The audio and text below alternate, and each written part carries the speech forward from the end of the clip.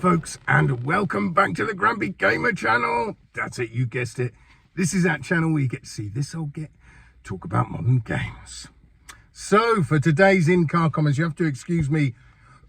I've got a bit of a man flu or whatever, so my voice is actually better than it was yesterday. I did make a video yesterday and you can hardly hear my voice, so apologies if my voice is coming across a bit weird. Anyway, last night we had Into the Radius drop on the PSVR2, so I just wanted to give you my first impressions. I only played for about an hour, purely because I was feeling so rotten and I wanted to get to bed early and I didn't have the energy to stand there with the headset on, and so I didn't play for that long. But what I played of it, I absolutely love it, and I seriously knew within the first 5 minutes of playing that I was going to love this game.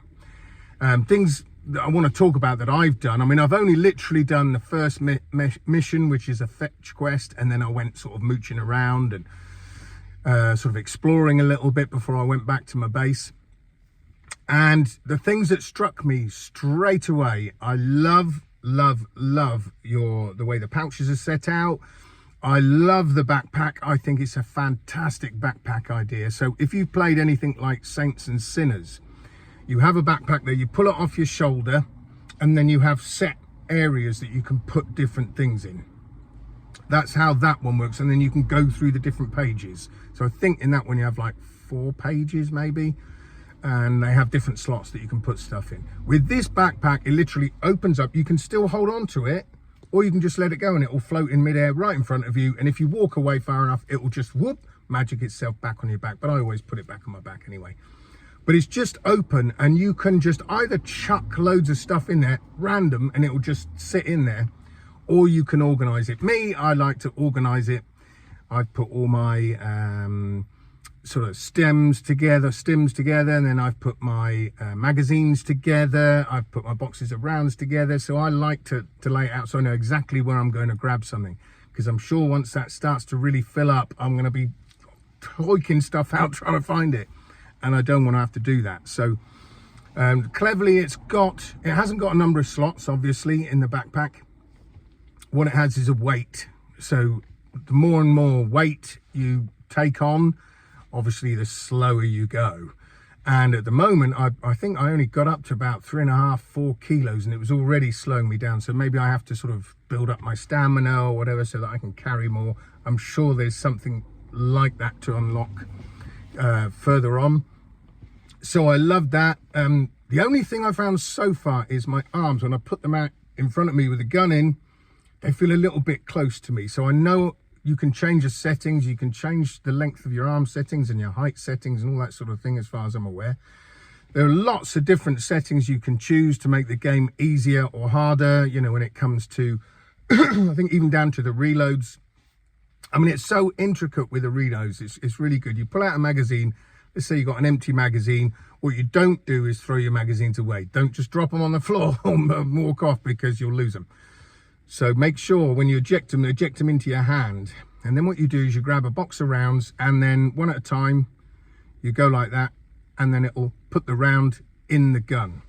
You can pick up the rounds individually and put those in. You can also, if you find some loose rounds on the floor and an ammo box, you can pick the ammo box up and pick up the rounds individually and pop them in the box. So again, that's really immersion building. It's not just whoop, all these rounds just magically appear in your clip. So you've got to think carefully about what you're doing, because what you don't want to do is have to start reloading a clip in the middle of a firefight, because I think you might come unstuck. So I always make sure so far that I have like 4 magazines in my pouches, all fully loaded, full metal jacket if you like.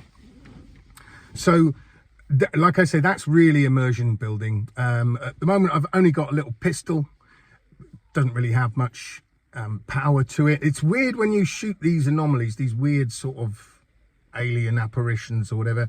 You shoot them once or twice, and then like a circle comes up sort of where their chest would be, and then you have to shoot that to destroy their core or something, and then they just fall to pieces. I came across one sort of human shaped apparition or whatever it is, And then I came across like a little spider one. Now the spider ones remind me very much of those spider aliens in, if you remember the game Prey, not the first Prey that came out on the 360, the one that came out I think about 2018, that Prey. Yeah, they're very, very similar, look very similar, the way they move around and leap at you. So I've killed a couple of those, and that's pretty much it. That's all I've really done, and gone back to my base, had a good look around my base, the different stations you've got there. I haven't done any sleeping yet. You can choose how long you want to sleep for, what time you want to wake up, etc. So that's sort of, yeah, we've had that in other games before. Graphically, it is very clean.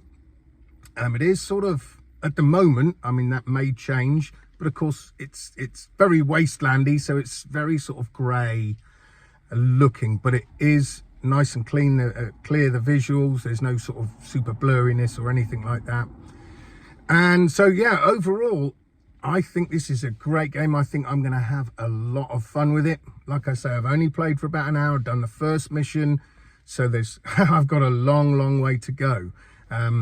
I did hear, I said the other day that the campaign is around about 15 hours. Well, I've heard actually, no, it's longer than that. It is around 20 hours. And I did see Brian from Without Parole, and he said it took him over 30 hours to do it. So this is going to take me a lot longer. Trust me, you know me, I've said before, if it says a game's 20 hours, it's going to take me 25 to 30. So if Brian's done it in 30 hours, I'm sure it's going to take me even more time to do it than that. I'll probably end up 35, 40 hours, I expect. Someone just banged my car mirror. What are you doing, you fool? Anyway, so I can recommend this game, even though I've only played it for about an hour. I would definitely give it a go. If you've got PS Plus, it's only $22.99, I think, which I think is an absolute bargain for this game. Obviously, it's been out on other systems for quite a while, 2 or 3 years, I think. And this is obviously the first time we've got it for the PSVR2. And yeah, I'm very happy, and I can't wait to dive back in when I get back this afternoon. The only downside to this one is I wish it had multiplayer. You know, co-op would have been fantastic to run through it with one of your friends. That's a shame. I've heard that there is multiplayer and co-op in Into the Radius 2, but that's going to be some years, I'd have thought, before we get that one. Let's just enjoy the first one to begin with. So that's it for today, folks. I hope you have a fantastic weekend. I hope you play some fantastic games. And until next time, folks, I shall see you guys on the other side. Adios.